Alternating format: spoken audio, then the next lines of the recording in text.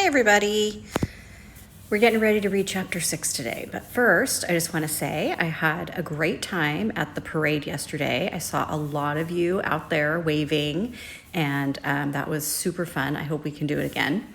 And first, we have an update about the birds.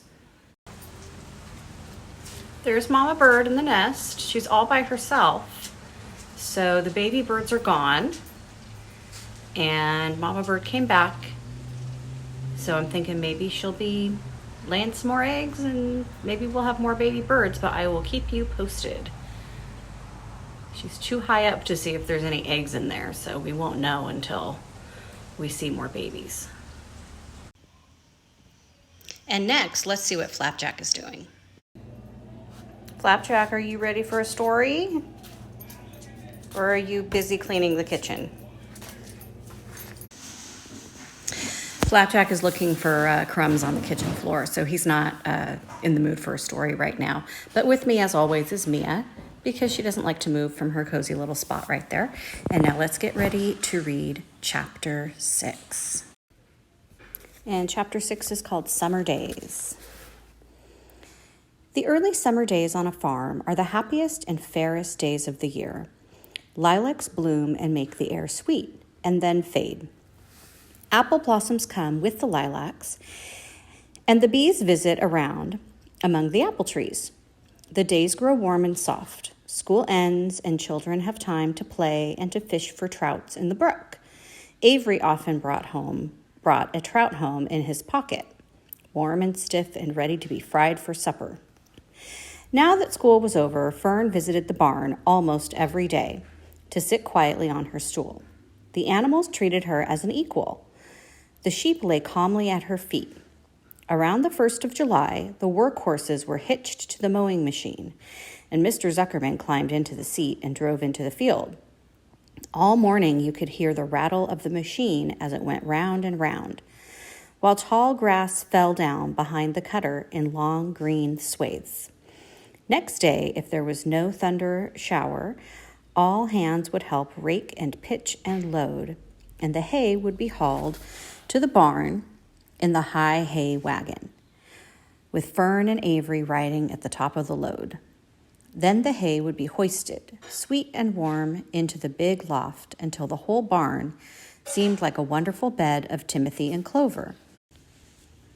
It was fine to jump in and perfect to hide in, and sometimes Avery would find a little grass snake in the hay and would add it to the other things in his pocket. Early summer days are a jubilee time for birds.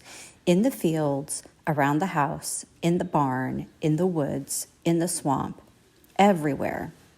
Love and songs and nests and eggs. From the edge of the woods, the white-throated sparrow, which must come all the way from Boston, calls, "Oh, Peabody, Peabody, Peabody," on an apple bough, and the phoebe teeters and wags its tail and says, "Phoebe, Phoebe." The song sparrow, who knows how brief and lovely life is, says, "Sweet, sweet, sweet interlude, sweet, sweet, sweet interlude." If you enter the barn, the swallows swoop down from their nests and scold. "Cheeky, cheeky," they say. In early summer, there are plenty of things for a child to eat and drink and suck and chew. Dandelion stems are full of milk, clover heads are loaded with nectar, and the Frigidaire is full of ice-cold drinks. Everywhere you look is life, even the little ball of spit on the weed stalk. If you poke it apart, has a green worm inside it. And on the underside of the leaf of the potato vine are the bright orange eggs of the potato bug. It was on a day in early summer that the goose eggs hatched. This was an important event in the barn cellar. Fern was there, sitting on her stool when it happened. Except for the goose herself, Charlotte was the first to know that the goslings had at last arrived. The goose knew a day in advance that they were coming. She could hear their weak voices calling from inside the egg. She knew that they were in a desperately cramped position inside the shell and were most anxious to break through and get out. So she sat quite still and talked less than usual. When the first gosling poked its gray-green head through the goose's feathers and looked around, Charlotte spied it and made the announcement. I am sure, she said, that every one of us here will be gratified to learn that after 4 weeks of unremitting effort and patience on the part of our friend the goose, she now has something to show for it. The goslings have arrived. May I offer my sincere congratulations? Thank you, thank you, thank you, said the goose, nodding and bowing shamelessly. Thank you, said the gander. Congratulations, shouted Wilbur. How many goslings are there? I can only see one. There are 7, said the goose. Fine, said Charlotte. 7 is a lucky number. Luck had nothing to do with this, said the goose. It was good management and hard work. At this point, Templeton showed his nose from his hiding place under Wilbur's trough. He glanced at Fern, then crept cautiously toward the goose, keeping close to the wall. Everyone watched him, for he was not well liked, not trusted. Look, he began in his sharp voice. You say you have 7 goslings. There were 8 eggs. What happened to the other egg? Why didn't it hatch? It's a dud, I guess, said the goose. What are you going to do with it? Continued Templeton, his little round beady eyes fixed on the goose. You can have it, replied the goose. Roll it away and add it to that nasty collection of yours. Templeton had a habit of picking up unusual objects around the farm and storing them in his home. He saved everything. Certainly, said the gander. You may have the egg, but I'll tell you one thing, Templeton. If I ever catch you poking your ugly nose around our goslings, I'll give you the worst pounding a rat ever took. And the gander opened his strong wings and beat the air with them to show his power. He was strong and brave, but the truth is, both the goose and the gander were worried about Templeton. And with good reason. The rat had no morals, no conscience, no scruples, no consideration, no decency, no milk of rodent kindness, no compunctions, no higher feeling, no friendliness, no anything. He would kill a gosling if he could get away with it. The goose knew that. Everybody knew it. With her broad bill, the goose pushed the unhatched egg out of the nest, and the entire company watched in disgust while the rat rolled it away. Even Wilbur, who could eat almost anything, was appalled. Imagine wanting a junky old rotten egg, he muttered.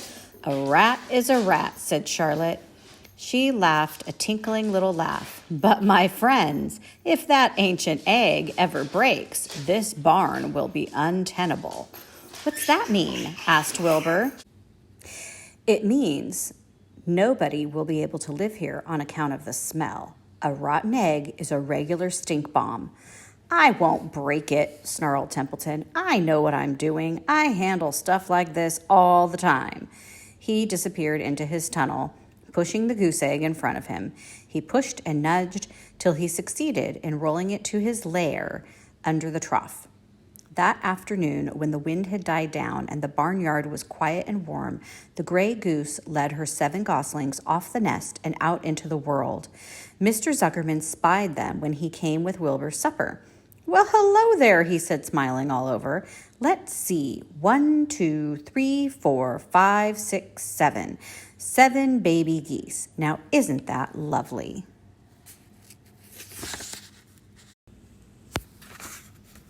And chapter 7 is short, so we'll do one more. This is called Bad News.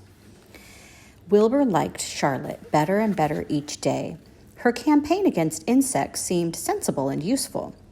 Hardly anybody around the farm had a good word to say for a fly. Flies spent their time pestering others. The cows hated them. The horses detested them. The sheep loathed them. Mr. and Mrs. Zuckerman were always complaining about them and putting up screens. Wilbur admired the way Charlotte managed. He was particularly glad that she always put her victim to sleep. It's real thoughtful of you to do that, Charlotte, he said. Yes, she replied in her sweet musical voice. I always give them an anesthetic so they won't feel pain. It's a little service I throw in. As the days went by, Wilbur grew and grew. He ate 3 big meals a day. He spent long hours lying on his side, half asleep, dreaming pleasant dreams. He enjoyed good health and he gained a lot of weight. One afternoon, when Fern was sitting on her stool, the oldest sheep walked into the barn and stopped to pay a call on Wilbur. "Hello," she said. "Seems to me you're putting on weight." "Yes, I guess I am," replied Wilbur. "At my age, it's a good idea to keep gaining." "Just the same, I don't envy you," said the old sheep. "You know why they're fattening you up, don't you?" "No," said Wilbur. "Well, I don't like to spread bad news," said the sheep. "But they're fattening you up because they're going to kill you, that's why." "They're going to what?" screamed Wilbur. Fern grew rigid on her stool. "Kill you. Turn you into smoked bacon and ham," continued the old sheep. "Almost all young pigs get murdered by the farmer as soon as the real cold weather sets in. There's a regular conspiracy around here to kill you at Christmas time. Everybody is in on the plot. Lurvy, Zuckerman, even John Arable."